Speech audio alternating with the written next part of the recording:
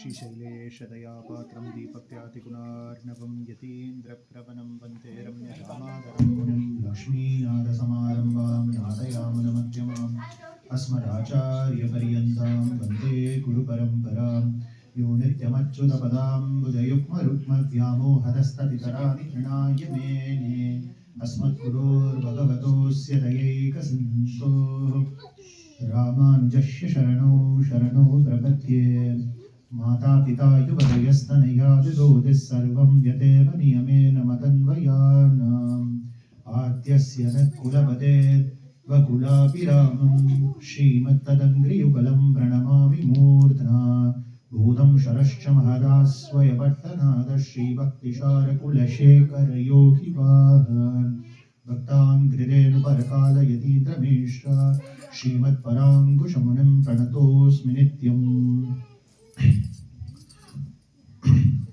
பொதுவா நம்ம ஆழ்வார்கள் பாசுரம் பாடுறது அந்த வரிசையில நம்ம பார்க்கும்போது எந்த ஒரு ஆழ்வாரை பத்தி நம்ம படிக்கிறோம், அவங்களோட பாடல்கள் பத்தி பாடுறோம் அப்படின்னா முன்னாடி தனியன்கள் அப்படின்னு சொல்லிட்டு பாடுறது ஒரு முறை.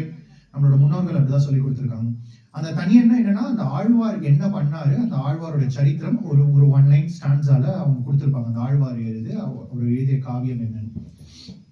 அப்படி பாக்குறச்ச இப்ப நம்ம மாதம் தோறும் நம்ம ஒரு ஆழ்வார் பார்த்துட்டு வரோம். இப்ப அந்த வரிசையில இந்த மாதம் குலசேகர ஆழ்வார் அவருடைய தலைப்புல தான் இன்னைக்கு நம்ம டிஸ்கஸ் பண்ண போறோம்.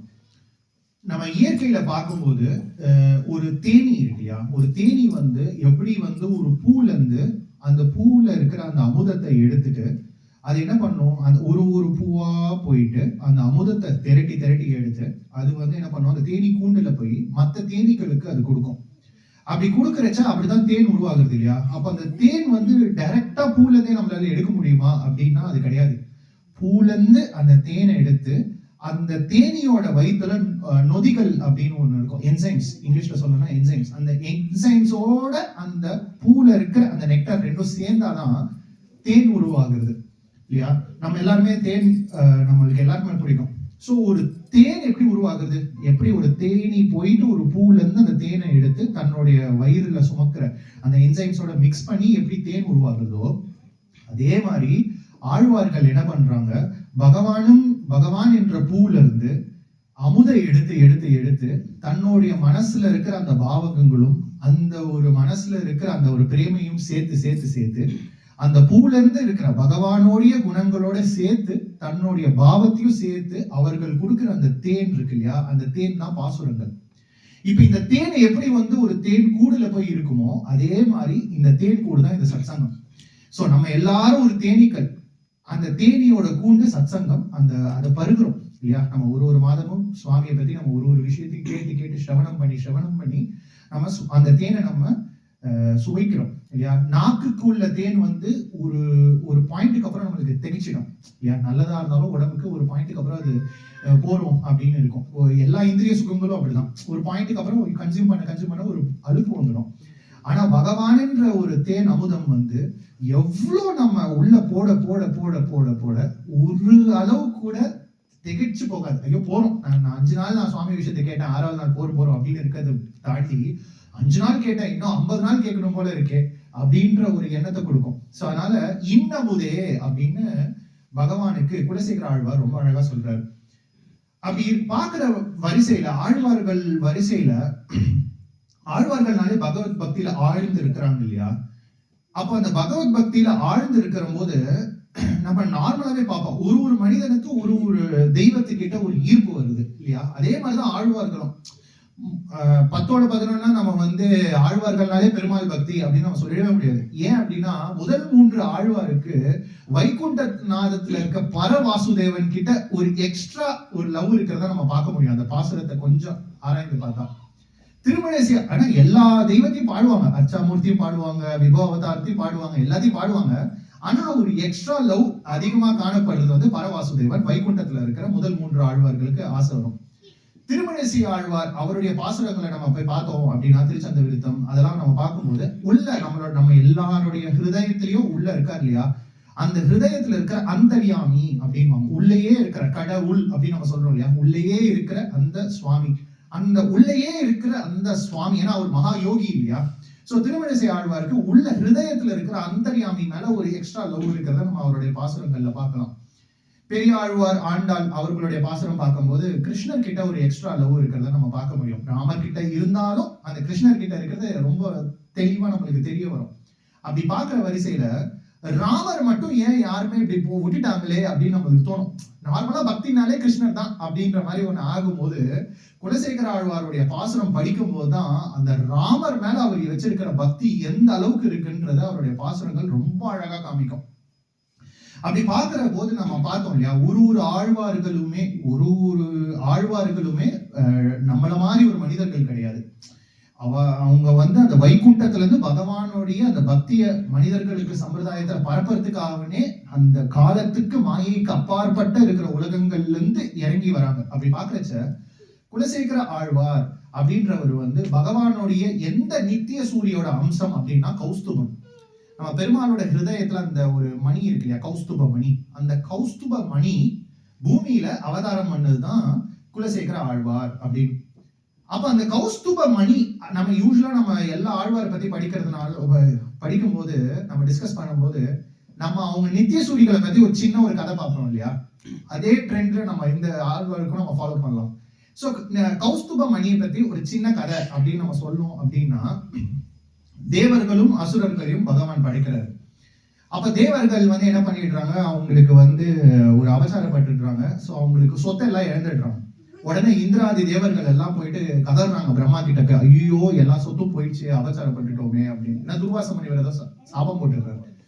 உடனே பிரம்மா சொல்வாரு, நீங்க எல்லாம் உட்காந்து பெருமாள் கிட்ட போய் கேட்டாகணும் அப்படின்னும் போது அவரு கை காமிச்சு விட்டாரு. சொன்ன பெருமாள் சொல்றாரு, உங்களுக்கு இழந்த சொத்தை நீங்க இது பண்ணணும்னா நீங்களும் தேவர்களும் அசுரர்களும் 2 பேர் சேர்ந்து அந்த சமுத்திர மந்தனம், ஒரு பெரிய மந்தார மலையை எடுத்து ஷீராப்தியில வச்சு வாசுகின்ற ஒரு பெரிய சர்ப்பத்தை வச்சு அப்படியே போட்டு அந்த மந்தார மலையை கடக்கும் போது அதுல இருந்து ஒன்னொன்னா வரும். அதுல ஒண்ணு அமிர்தம் வரும். அந்த அமிர்தத்தை நீங்களும் தேவர்களும் அசுரர்களும் ஷேர் பண்ணிக்கோங்க அப்படின்னும் போது எல்லாரும் உட்காந்து ரெடி ஆகி அப்படியே அந்த மந்தார மலையை அப்படியே எடுக்க இதுல ஒரு அழகான ஒரு விஷயம் என்னன்னா, இன்னைக்கு திருவாதிரை நட்சத்திரம் இல்லையா, அதுல ஃபுல்லா சிவபெருமானுடைய இதெல்லாம் வரும் அந்த சமுத்திர மந்தானத்துல.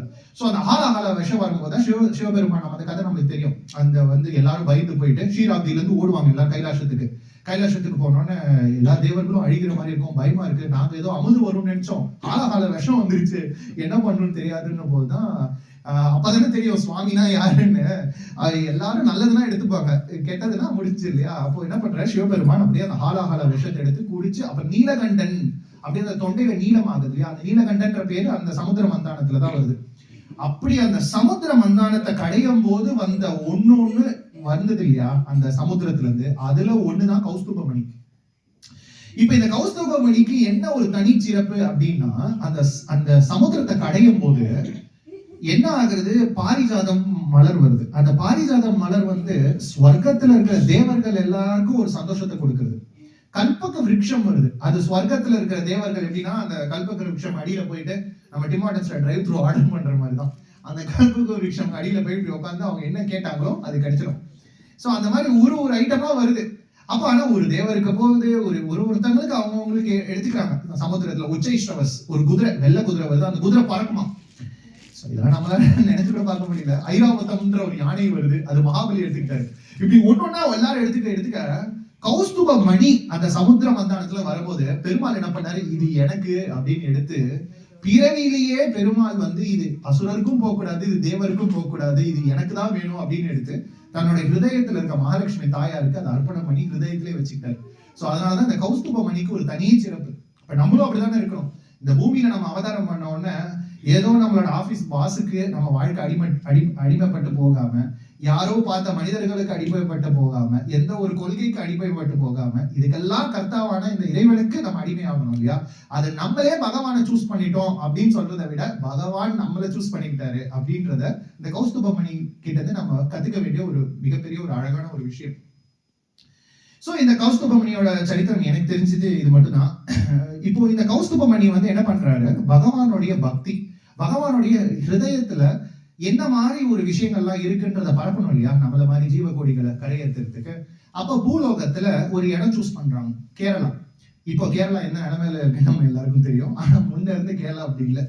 ஸோ திருவஞ்சிக்கலம் அப்படின்ற ஒரு ஊர்ல ஆழ்வார் அவதரிக்கிறார். அது வந்து என்னன்னா கலியுகம் பிறந்து 28 வருஷம், கலியுகம் ஆரம்பிச்சு ஒரு 5000 வருஷம் ஆயிடுச்சு. அப்ப கலியுகம் பிறந்து ஒரு 28 வருஷம் கழிச்சு மாசி புனர்வசு நட்சத்திரம், இப்ப நாளைக்கு வந்து புனர்பூசம் ராமரோட நட்சத்திரம் தான். அந்த ராமரோட நட்சத்திரத்திலே அவதரிக்கிறார் ஆழ்வார். அந்த ஆழ்வாருக்கும் யூஸ்வலா எல்லா ஆழ்வாருக்குமே நம்ம வந்து பெருமாள் அப்படின்னு நம்ம சொல்ல மாட்டோம், ஆழ்வாருக்கே பெருமாள்ன்ற பட்டம் கொடுக்க மாட்டோம். ஆனா குலசேகர ஆழ்வார்னு சொல்றது வந்து சம்பிரதாயம் தெரியாதவங்க என்ன மாதிரி. சம்பிரதாயம் தெரிஞ்சவங்களை போய் பாத்தீங்கன்னா குலசேகர ஆழ்வார், குலசேகர பெருமாள் அப்படின்வாங்க. ஏன் அப்படின்னா அது ஏன் அப்படி பெருமாளுடைய பட்டத்தை கொடுக்குறாங்கன்னா, அவருக்கும் அதாவது குலசேகர ஆழ்வாருக்கும் ராமருக்கும் நம்ம பேரலல் போட்டோம்னா நிறைய காமனா இருக்கும். 2 பேரும் ராஜா, பிறக்கும் போதே ராஜா, 2 பேரும் புனர்வசு நட்சத்திரம். அதே மாதிரி 2 பேருக்கும் குலதெய்வம் வந்து ஸ்ரீரங்கநாதர். ராமருக்குமே ஸ்ரீரங்கநாதர் இருக்காரு, ஸ்ரீரங்கம்ல ரங்கநாதர், அவர் தான் குலதெய்வம்.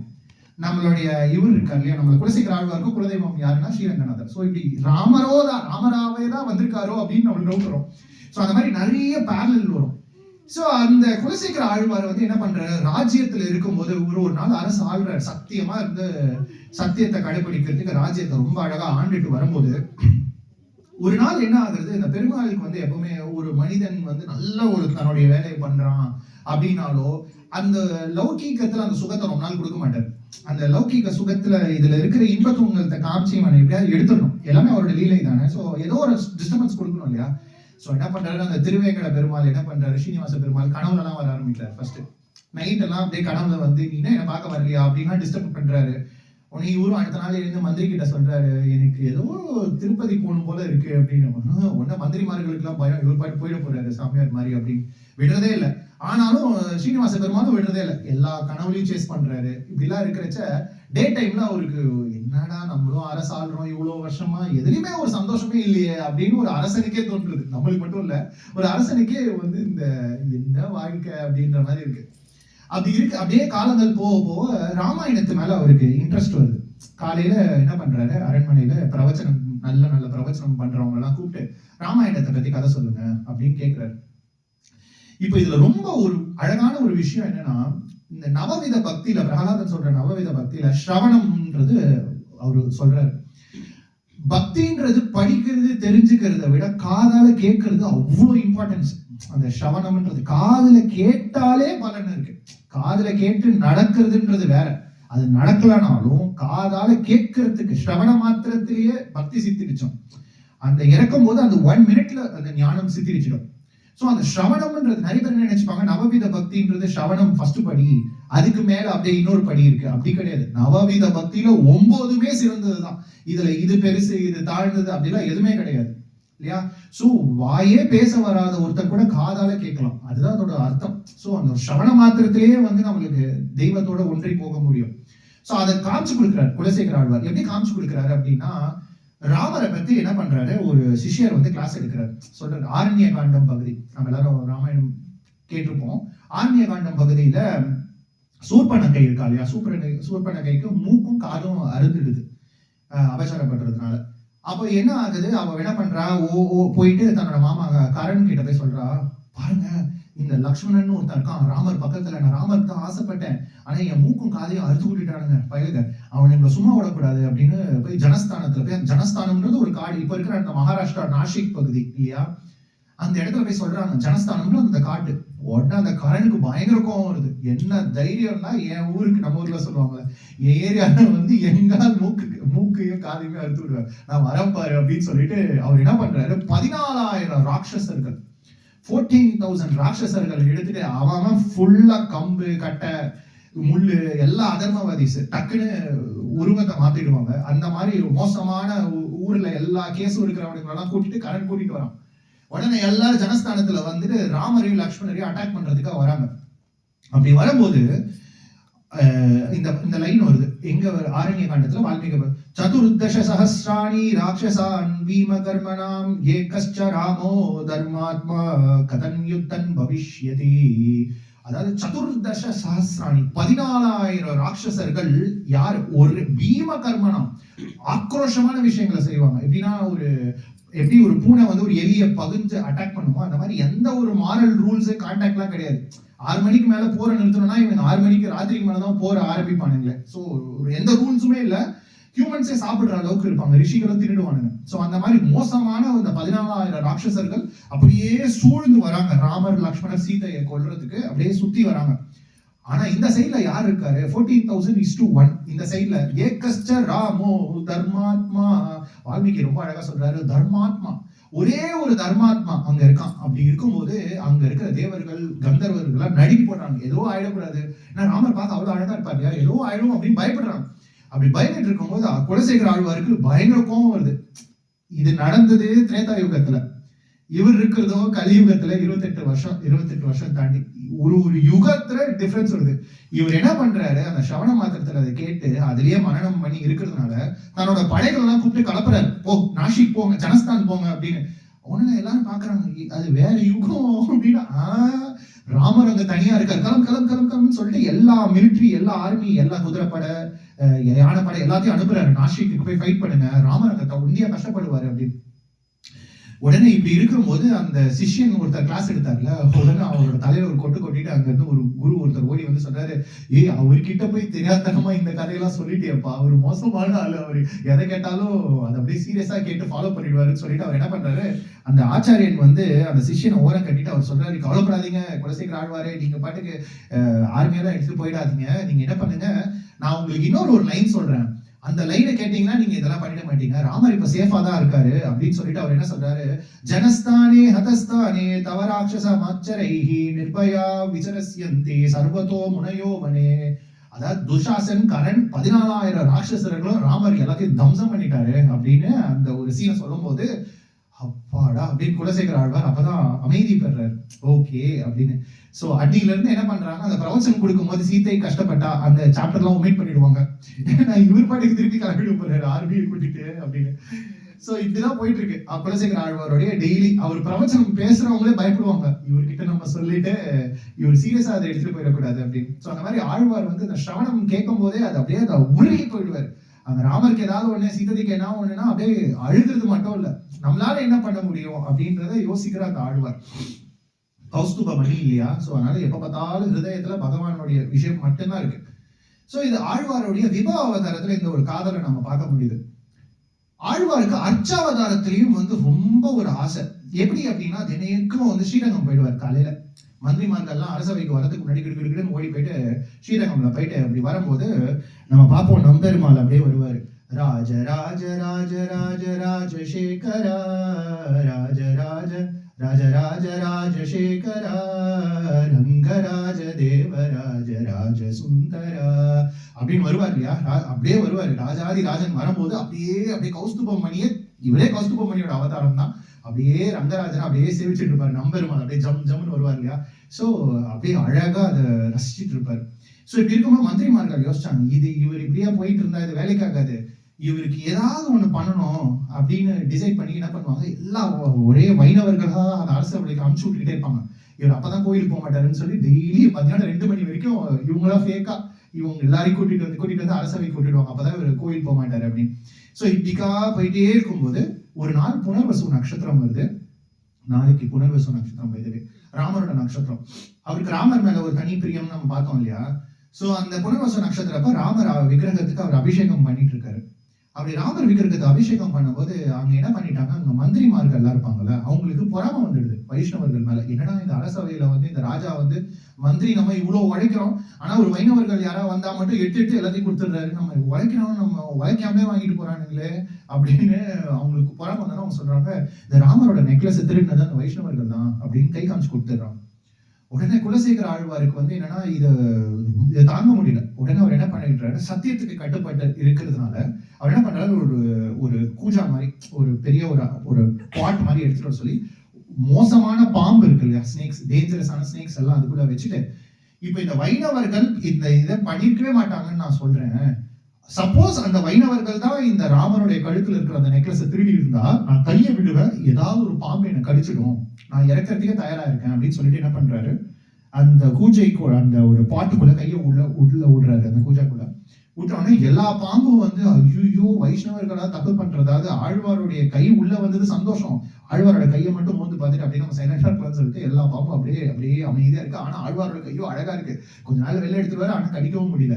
ஸோ அந்த மாதிரி அழகா அந்த பாம்பெல்லாம் ரசிக்கும் போது ஆழ்வார் கையை எடுக்கும் போது அந்த மந்திரிமார்கள் ரியலைஸ் பண்றாங்க, ஐயோ நம்ம ஒரு பெரிய தப்பு பண்ணிட்டோம், இந்த மாதிரி வைணவர்களுக்கு வந்து ஒரு பெரிய கெட்டக்கரை எடுக்கணும்னு சொல்லிட்டு நம்ம ரொம்ப தப்பு பண்ணிட்டோம் அப்படின்னும் போது ராஜாக்கு கோபம் வந்துடுது.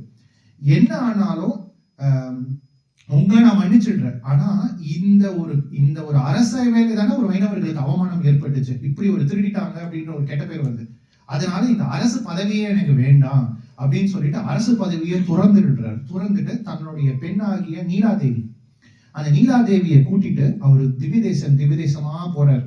அப்படி திவ்யதேச யாத்திரையா போக போக போக போக அப்படிதான் வந்து பாத்தீங்கன்னா இங்க வர திருக்கண்ணபுரம் வர்றாரு. திருக்கண்ணபுரத்துல வந்து எல்லாரும் நம்ம கண்ணனுடைய விக்கிரம் சௌரிராஜ பெருமாளை பார்க்கும்போது என்ன வச்சுப்பாரு, கண்ணன் எல்லாரும் இவ்வளவு அழகா இருக்காருன்னு. அவருக்கு அங்க கூட கண்ணனை பார்த்தா ராமர் தான் ஞாபகம் வருது. இதுதான் சொல்றேன், நம்மளால புரிஞ்சுக்கவே முடியாது. ஒரு பக்தனை வந்து ஒரு பக்தனும் அந்த பெருமாள் பக்தனை கூட புரிஞ்சிடலாம், ஆனா அந்த பெருமாள் அந்த பக்தனுக்கு என்னென்ன விதத்துல எப்படி காமிக்கிறாருன்னு புரிஞ்சுக்கவே முடியாது. கண்ணனா நம்ம உலகத்துக்கே காட்சி கொடுக்கிற சௌரிராஜ பெருமாள் அவருக்கு ராமரா காட்சி கொடுக்கிறார். அவர் போற டைமும் ராத்திரி. அந்த ராத்திரி போறோம், நம்ம என்ன பண்ணுவோம், போற நேரத்துல கோயில் ஆட சாத்திட்டாங்க, நம்மளுக்கு டைம் சரியில்லை அப்படின்வோம். இல்லட்டா அந்த ஹெச்ஆர்என்சி அங்க இருக்கிறவங்களை பிடிச்சி திட்டுவோம், ஏன்னா நான் வர டைத்துக்கு கதவு சாத்திட்டேன் அப்படின்னு. நம்மளோட யோசனை அப்படித்தானே இருக்கும். ஆனா ஆழ்வார் என்ன பண்றாரு, கைங்கரியமே தன்னுடைய ஸ்வரூபமா இருக்கிறதுனால நீ நடைய சாத்தினாலும் பரவாயில்ல. திருமணேசியாருன்னா வேற மாதிரி ஆனவர், அந்த ஆழ்வார் வேற மாதிரி. ஆனா குலசேகர ஆழ்வார் அப்படி இல்லை, கைங்கரியமே தன்னோட ஸ்வரூபமா அப்படி இருக்கிறதுனால நீ நடைய சாத்தினாலும் பரவாயில்ல, நான் உனக்கு பாட்டு பாடுவேன் அப்படின்னு சொல்லிட்டு, சரி தூங்குற டைம் தானே நான் உனக்கு தூங்குற பாட்டு பாடுறேன்னு சொல்லிட்டு அவர் பாடுறாரு. மண்ணு புகழ் கோசலை தன் மணி வயிறு வாய்த்தவனே தென்னிலங்கை கோன்முடிகள் சிந்து வித்தாய் செம்பொன் சேர் கண்ணினன் மாமதில் உடைசூழ் கணபுரத்தின் கருமணியே என்னுடைய இன்னமுதே ராகவனே தாலேலோ.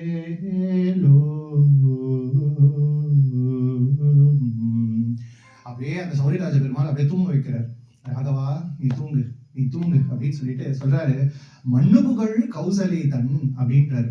அதாவது எல்லாரும் புகழை தேடிதான் போறோம் இல்லையா, நம்ம இந்த பூமியில போறவங்க எல்லாருமே ஒரு புகழ். எனக்கு எவ்வளவு அறிவு இருக்கு தெரியுமா, எனக்கு எவ்வளவு பணம் இருக்கு தெரியுமா, நான் எவ்வளவு பலசாலி தெரியுமா அப்படின்னு எல்லாருமே தன்னுடைய புகழ்ச்சியை காமிக்கணும்னு ஆசைப்படும் போது அந்த புகழ்ன்றது இந்த உலகத்துல தேடி தேடி தேடி தேடி போகுதான்.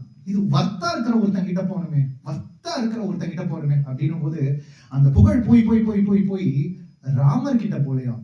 ராமரை கருவுல வச்சுட்டு இருந்தா இல்லையா கௌசலை, அந்த கௌசலையோட கர்ப்பத்துல போய் உட்காந்துச்சான். மண்ணு புகழ் கௌசலை தன் மணி வயிறு வாய்த்தவனே. மணிவயிறு கௌசல்யோடைய உந்தி, அந்த கௌசல்யோடைய மணி வயிற பாடுறாரு குலசேகர ஆழ்வார். அந்த இதுல தானே ராமர் அவதாரம் பண்ணாரு, ராமரை விட அந்த வயிற்றுக்கு தான் நான் பல்லாண்டு பாடுவேன் அப்படின்னு பாடுறாரு.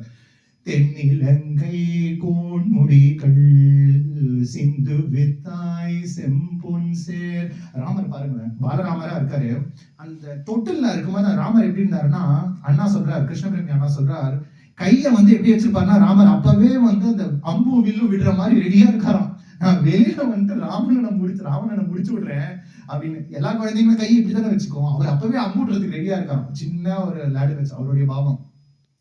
தென்னிலங்கை ராவணனை முடிச்சு விடுறதுக்கு தென்னிலங்கை கோன்முடிகள் சிந்து வித்தாய் செம்பொன் சேர் கண்ணினன் மாமதில் புடைசூழ். அதாவது இப்போ வந்து அயோத்தி நகரத்தை டிஸ்கிரைப் பண்றாரு. எப்படின்னா திருக்கண்ணபுரமும் அயோத்தியும் சேம். அவருடைய ஆழ்வார் அயோத்தியா உத்தரப்பிரதேஷ் அந்த சைட்ல இருக்கு, ஆனா திருக்கண்ணபுரமும் இங்க இருக்கு. ஆனா அவருக்கு எப்படி சொல்றாரு, அது எப்படி இருக்குன்னா 4 புறமும் மதில்கள் அவ்வளோ பெருசா இருக்கும். வைகுண்டத்துக்கு வேதத்துல அபராஜிதா அப்படின்ற ஒரு நாமம் இருக்கு. அபராஜிதானா அந்த ஒரு கோட்டைய வேற ஒரு அரசன் ரூல் பண்ணதா சரித்திரமே கிடையாது. எப்படி ஒரு ஸ்வர்க்கத்தை கூட நிறைய பேர் இந்திரன் தான் எப்பவுமே ரூல் பண்ணுவாங்கன்னு நினைக்காது. ஒரு காமனா ஒரு அசம்ஷன் இருக்கும் இல்லையா?